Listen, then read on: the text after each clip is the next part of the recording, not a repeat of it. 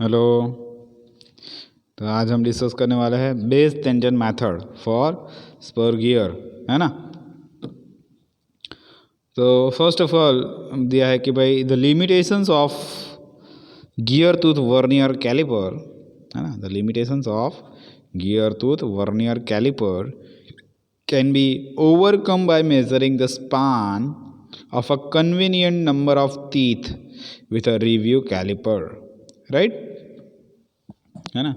The limitations of gear tooth vernier calliper can be overcome by measuring the span of a convenient number of teeth with a review calliper के। So इस मेथड में बताया है कि the span of convenient number, है ना, कितना मतलब 1 2 3 या 4 कितना मतलब बराबर। So the span of a convenient number of teeth is measured with the help of कौन सा, तो डेविड ब्राउन टेंजेंट कंपैरेटर जो है उसके हिसाब से हम कर सकते हैं, और माइक्रोमीटर विथ फ्लैंज एंड एनविल्स, है ना। एनविल्स की मदद से माइक्रोमीटर की मदद से हम मेजरमेंट कर सकते हैं, राइट। तो these are the method for tangent method. तो David Brown tangent comparator is on the figure, है ना, देखते हैं हम, है ना, ये बताया गया है पूरा, राइट, है ना। तो पहले रीड कर लेते हैं। फर्स्ट ऑफ ऑल बताया गया कि this instrument essentially consist of a fixed anvil of and movable anvil. एक तो एक फिक्स एनविल, जैसे कि कैसे मतलब वर्नियर कैलिपर में एक जॉ जो था मतलब फिक्स था और दूसरा जॉ जो था मतलब मूवेबल था, है ना। एक मतलब स्केल आता है ना, मतलब फिक्स स्केल और मूवेबल स्केल, वैसे ही वर्नियर स्केल मूवेबल स्केल नहीं था, MVN, राइट, MSN है VS वाला, राइट।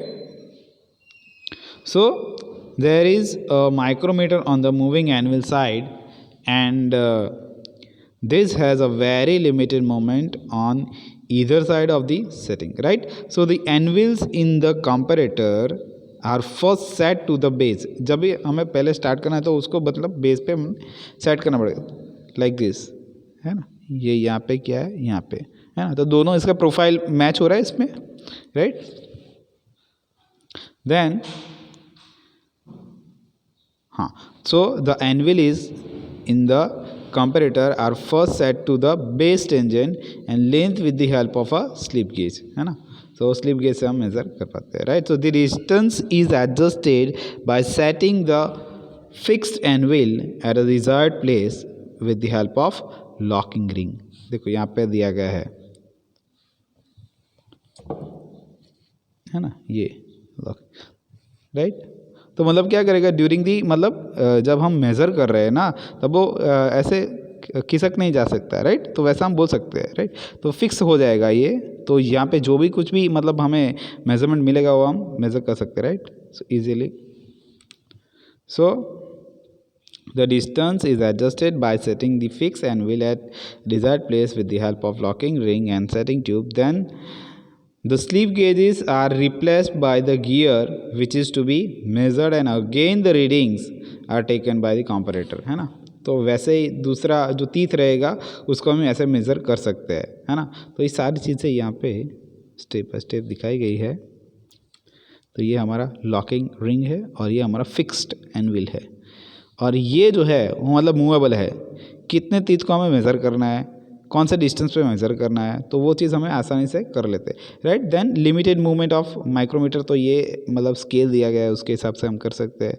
देन मूविंग है, देन टेंजेंट बेस सर्कल, तो ये पूरा ये जो डिस्टेंस दिया गया है ना तो उसके लिए हमें फॉर्मूला डिराइव करके दिया गया है ना। NM into cos phi tan phi minus phi plus pi by 2n plus मतलब करके मतलब pi by n into S, right. ये पूरा फॉर्मूला जैसे दिया गया है, और ये हमारा सेटिंग ट्यूब है, राइट, क्लियर। पिच सर्कल के बारे में तो आपको पता ही है। Then the advantages of this method is that it depends only one vernier reading, unlike gear tooth vernier caliper where we require 2 vernier readings, है ना। इसके लिए मतलब दोनों रीडिंग जो है वो कंसिडर करने पड़ेंगे, right. So this measured value of base tangent length is then compare with the calculated value, है ना। जो भी कुछ एक्सपेरिमेंटली आया है और जो भी हमने एनालिटिकल मतलब जो कैलकुलेशन किया है उसको कंपेयर करो कि क्या डिफरेंस आ रहा है ना। So the difference between the calculated value and measured value gives the error, है ना। सपोज इसमें 2.19 आया तो उसमें भी 2.19 आना चाहिए, उसमें 2.18 आया तो मतलब गलत रहेगा, वो एरर इंडिकेट करता है, राइट। सो द वैल्यू, है ना, calculate value and measured value gives the error in the tooth thickness. So the value of base tangent length W can be obtained as follows. देखो यहाँ पे figure दिया गया है ना, तो W कैसे मिलेगा, है ना। तो ये प्रोफाइल से टच करके, मतलब ये प्रोफाइल से टच करके, तो ये डिस्टेंस कितना है हमारे पास, W जितना, और ये पॉइंट A B और C ले सकते हैं, है ना, राइट। तो ये फिक्स जॉ है, ये मूवेबल जॉ है, ऐसा हम कंसिडर कर सकते हैं, राइट। सो बेस सर्कल के हिसाब से हो सकता है।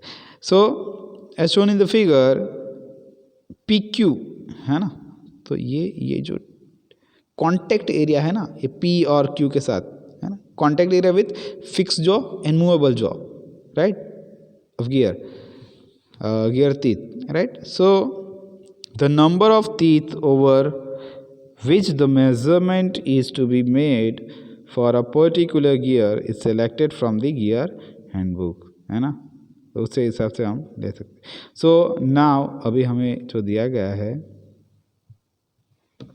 कि भाई base tangent length is equals to arc A B plus arc B C, है ना, राइट। आर्क ए बी और आर्क बी सी हम ले सकते हैं, तो उसका एडिशन ही करना है ना, क्योंकि ये तो बेस टेंजेंट पूरा लेंथ लेना है ना, तो उसके हिसाब से हम ले सकते हैं। So where arc A B is the tooth thickness at base circle and arc B C is S into the base pitch जो है ना। So S being the number of tooth space, उसको हम बोल सकते हैं, and over which measurement is made.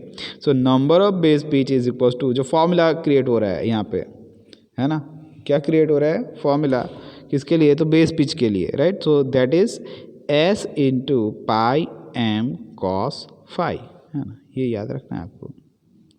Then where phi is the pressure angle, वो तो पता है। प्रेशर एंगल कौन से आते हैं, मतलब 14.5 डिग्री और 20 डिग्री और 20 डिग्री स्टॉप बोल सकते हैं, right. So base tangent length is equal to दिया गया है कि भाई arc A B plus S into pi M cos phi. So the arc length, that is AB, can be calculated as arc AB is equals to twice, मतलब arc AF, ये figure consider करके हम मतलब बोल सकते हैं, right. सो यहाँ पे A B तो दिया गया है और ये C पॉइंट है और ये पॉइंट है ना, और E F G, तो ये बीच वाला जो है मतलब उसको हम पिच सर्कल बोलते हैं, ये हमारा बेस सर्कल हो गया। तो इसके साथ जो एंगल बन रहा है उसको हम थीटा बोलेंगे, है राइट, है ना,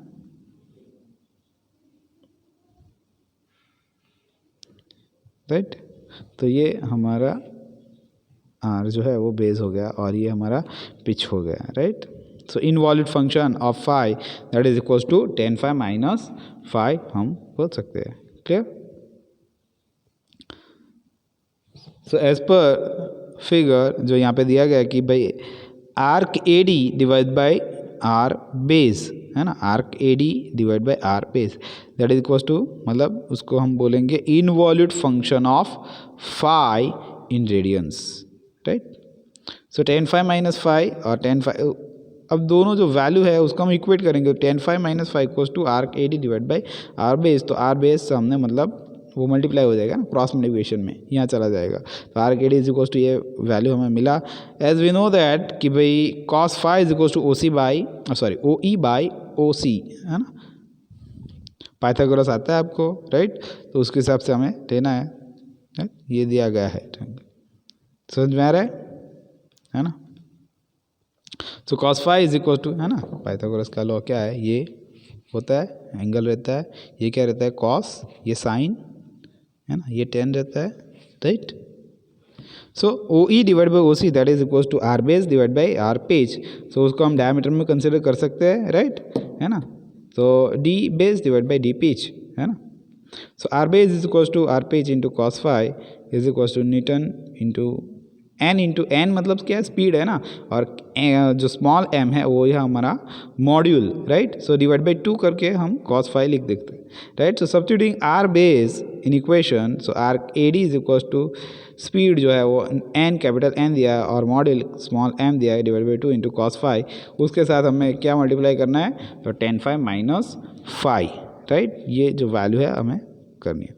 नाउ आर्क सी जी के बारे में बात करें तो 1/4 सर्कुलर पिच बोल सकते हैं ना, ये मतलब फोर्थ जो है ना, circular pitch divide by fourth हम बोल सकते हैं। तो सर्कुलर पिच कितना है हमारे पास, तो पाई एम है हमारे पास, है ना, पाई इंटू मॉड्यूल बोल सकते हैं।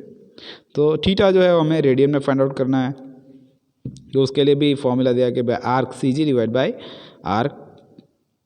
Arc C G divide by R pitch, है ना। सो आर्क सी जी के बारे में हमें पता चल गया कि 1/4 पाई एम है, और आर पिच जो है वो एन एम डिवाइड बाई 2 दिया गया, तो 2 कैंसिल हो जाएगा, मतलब टोटल आंसर हमें मिलेगा theta is equal to pi divide by 2 N, है ना, रेडियंस।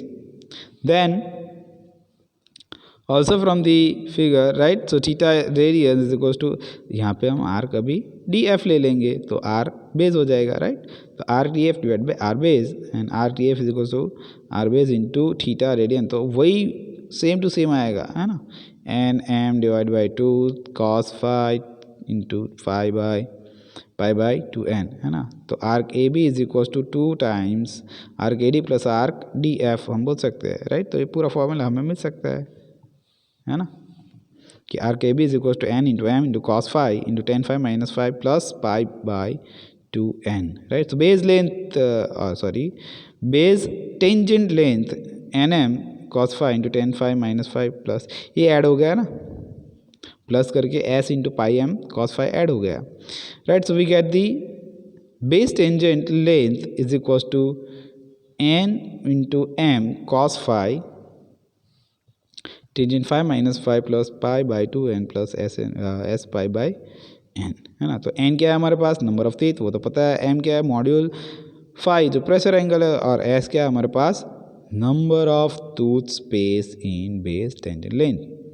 फिर बात करते हैं कांस्टेंट चॉर्ड मेथड के बारे में, तो वो दिया गया कि भाई in this expressions of the gear tooth vernier caliper for tooth thickness at pitch line, so it is in that dimension कौन सा है हमारे पास, h और दूसरा है w, right. So h and w are both dependent on the number of teeth, so if a larger number of gears for set each having different value of n, है ना, सबके साथ मतलब डिफरेंट वैल्यू रहेगी ना n की, right. So are to be tested the separate calculation would become laboratories, सबका मतलब जो कैलकुलेशन का लैबोरेटरीज में होगा, राइट।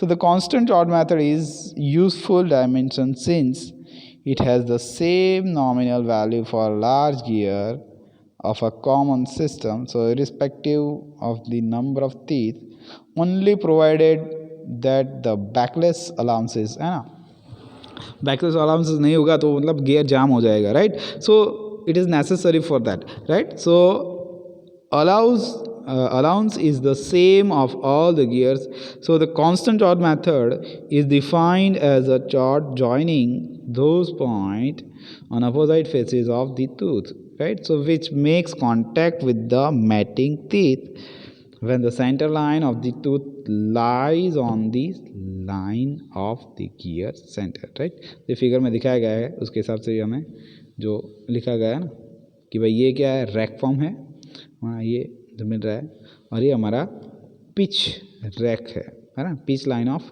रैक, और ये हमारा पिच सर्कल है बीच में से, है। तो ये तो ज्योमेट्री तो आपको आता ही है, right. So A B is known as a constant chord, then the value of A B and its depth from the tip, है ना, डेप्थ फ्रॉम दी कहाँ से, टिप से, ये जो टिप दिया गया है ना उसके यहाँ तक, right. So it can be calculated mathematically and then verified by instrument, right। So verified by instrument, है ना।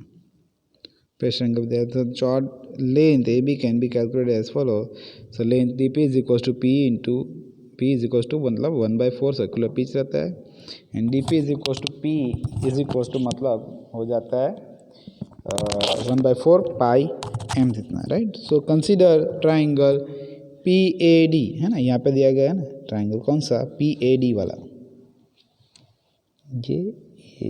ये यहाँ पे ट्राइंगल जैसा दिया गया है ना, right. That is equal to मतलब phi and cos phi is equal to A P by D P बोल सकते हैं।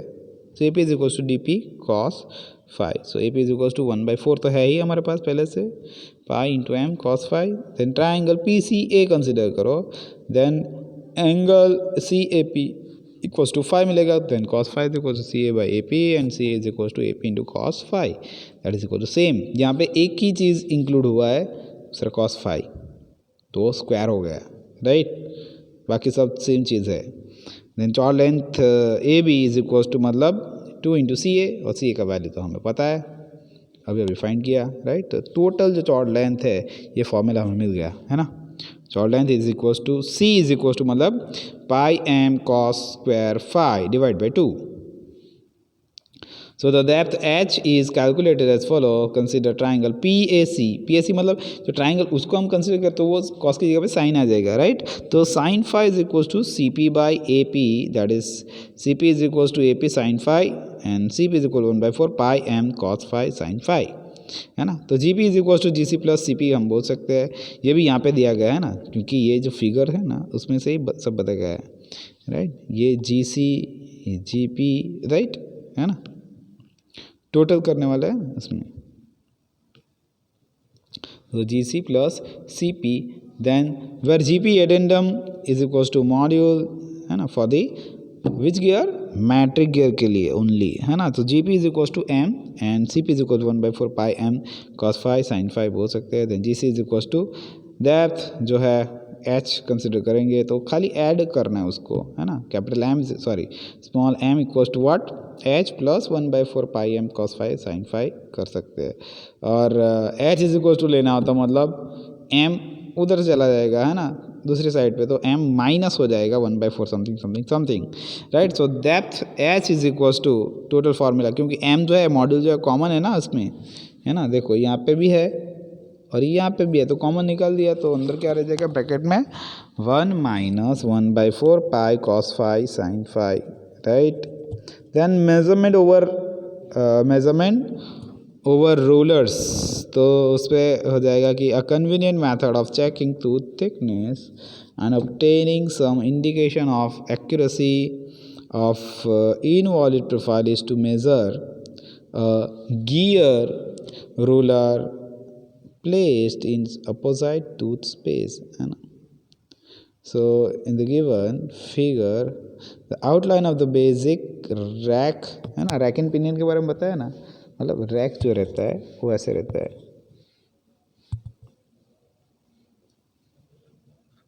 और पिनियन जो है वो गियर जैसे रहता है ना, उसके तीत भी ऐसे, तो ये उस पर घूमेगा, है ना, कॉन्टैक्ट एरिया राइट। तो ये लीनियर मूवमेंट हो जाएगा, है ना, वो आगे चलता जाएगा, गियर यहाँ पे ये जो घूम रहा है तो वो आगे चल, right. So this is a basic concept, right. So the tooth rack and roller being in contact at that point A and B. So from the figure OD is equals to क्या ले लेते हैं हम, circular pitch divide by 4, है ना, और pi by 4 into M लिख सकते हैं। देन ट्राइंगल 90 डिग्री कंसिडर करो, BOD जो है 5 प्रेशर इंडिकेट करो, then we get the answer cos 5 is equals to OB divide by OD, और OB is equals to OD cos 5 बोल सकते हैं। डायमीटर ऑफ रोल तो वो ट्वाइस OB होगा, और उसके लिए तो हमें वैल्यू पता ही है, पाई/4 था ना, 2 कैंसिल हो गया तो पाई/2 हो गया, m cos 5 हो गया। So a direct measurement by placing 2 rollers in exactly opposite tooth space is possible for gear of even number of gears, even number of teeth, we can say that, right? So gauging diameter over rollers, m equals to PCD यानी pitch circle diameter and the diameter of rollers, so उसका सबका addition कर दो, है ना। PCD क्या है हमारे पास, small m into capital N plus pi m cos 5, तो कैपिटल जो स्मॉल m उसको मतलब कॉमन ले लो तो मिल जाएगा। So if the gear has odd number of teeth, a radial measurement with the gear between centers can be carried out, right? So using a comparator with the gear. Okay.